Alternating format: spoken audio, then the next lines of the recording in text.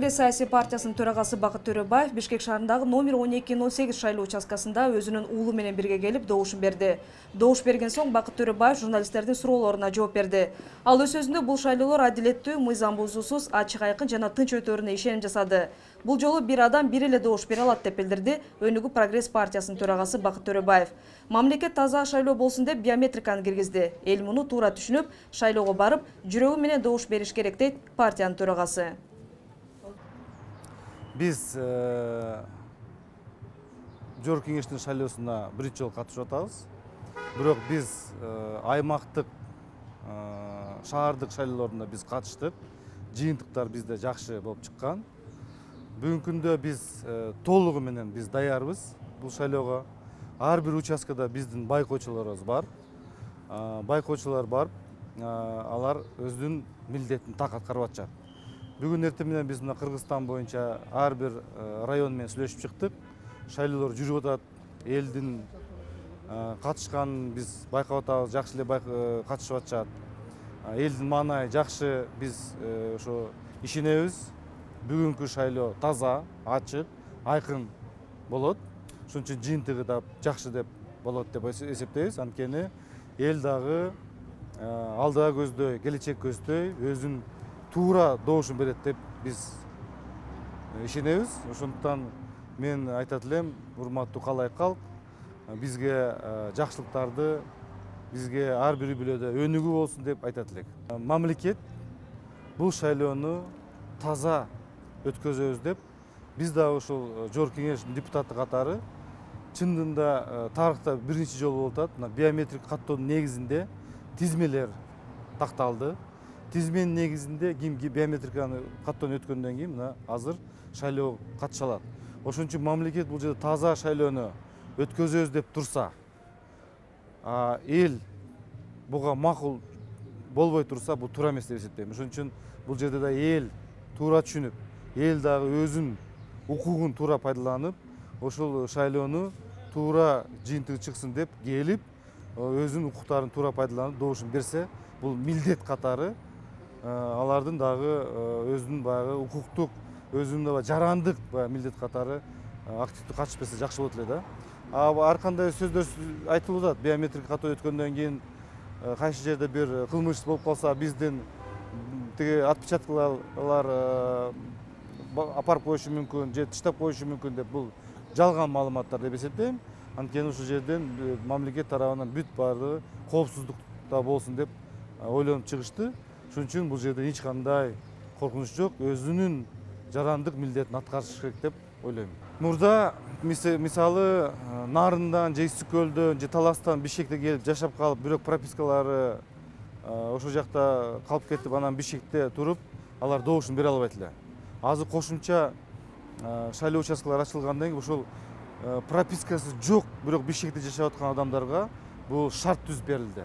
Мен бул туура деп эсептейм.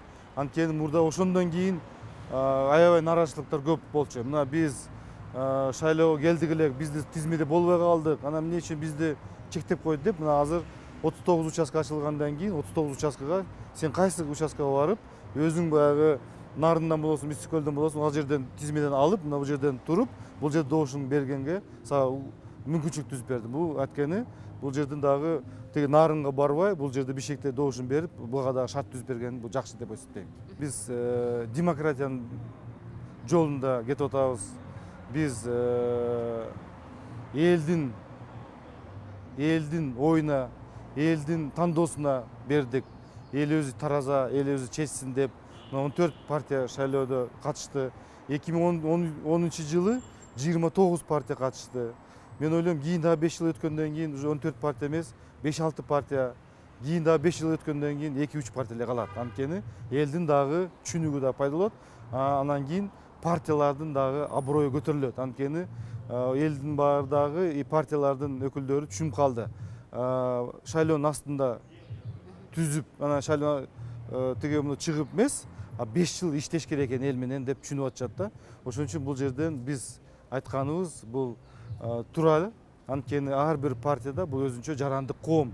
Ар бир жарандар ушул партияга кирип, ал жерде өзүнүн сөзүн, өзүнүн үнүн угузуп, партия аркылуу анан бийликке угузат деп айтат элек да. Ошон үчүн bu партиянын системаны биз өркүндөтүш керекпиз.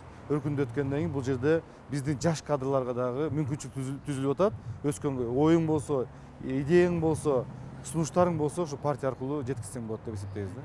Өнүгүү прогресс өзүн бул шайлоодо өзүн көрсөтө алды. Өзүнүн программасы менен, өзүнүн ойлору менен, өзүнүн шайлоонун астында түзүү эле шайлоого катышуу эмес, шайлоонун астында мына 3,5 жылдан бери иштедик. Биз далил катары далилдеп бердик.